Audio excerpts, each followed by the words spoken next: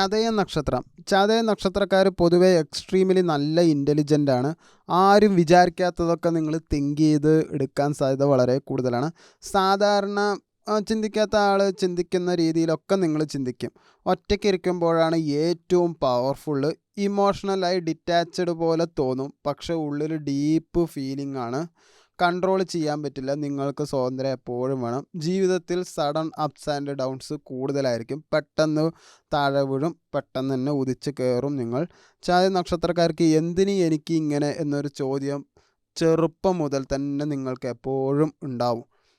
2025 ഡിസംബറിൽ പ്ലാൻ സെറ്റായിരുന്നെങ്കിലും എക്സിക്യൂഷനൊന്നും കറക്റ്റായിട്ട് നടന്നില്ല. അതായത് വിചാരിച്ചപ്പോൾ പ്ലാൻ ചെയ്ത കാര്യങ്ങളൊന്നും നടന്നിട്ടുണ്ടാവില്ല.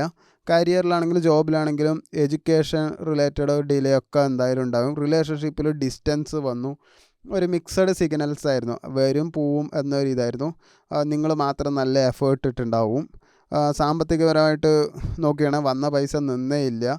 വിചാരിക്കാത്ത എക്സ്പെൻസ് നന്നായിട്ടുണ്ടായിരുന്നു. സ്ലീപ്പ് ഡിസ്റ്റർബൻസ് ഉണ്ടായിരുന്നു. ഓവർ തിങ്കിങ് നല്ല പീക്കിലായിരുന്നു നിങ്ങൾക്കുണ്ടായിരുന്നത്.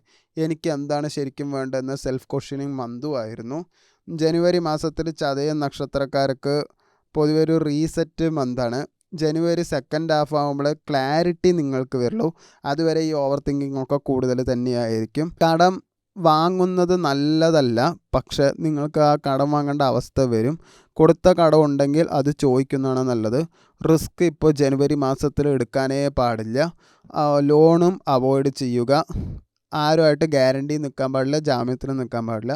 പ്രണയത്തിലാണെങ്കിലും റിലേഷൻഷിപ്പിലാണെങ്കിലും പഴയ കൺഫ്യൂഷൻ ക്ലിയർ എന്തായാലും ആകും. അല്ലെങ്കിൽ റിലേഷൻഷിപ്പ് ഡീപ്പൺ ചെയ്യാനും സാധ്യതയുണ്ട്. അല്ലെങ്കിൽ എന്തായാലും അവരായിട്ട് പിരിയാനും സാധ്യതയുണ്ട്. പ്രതീക്ഷിക്കാത്ത ഒരാളുടെ നിന്ന് നല്ലൊരു സപ്പോർട്ട് എന്തായാലും നിങ്ങൾക്ക് കിട്ടും. പക്ഷെ അത് സൈലൻ്റ് ആയിരിക്കും. മെൻ്റലി ഡൗൺ ആയത് എന്തായാലും കുറച്ച് കുറവുണ്ടാവും. ഉറക്കം എന്തായാലും ഇമ്പ്രൂവ് ചെയ്യും. മെഡിറ്റേഷൻ, വാക്കിങ് ഇതൊക്കെ നല്ലതാണ്. വെള്ളം നന്നായിട്ട് തന്നെ രാത്രി കുടിക്കുക.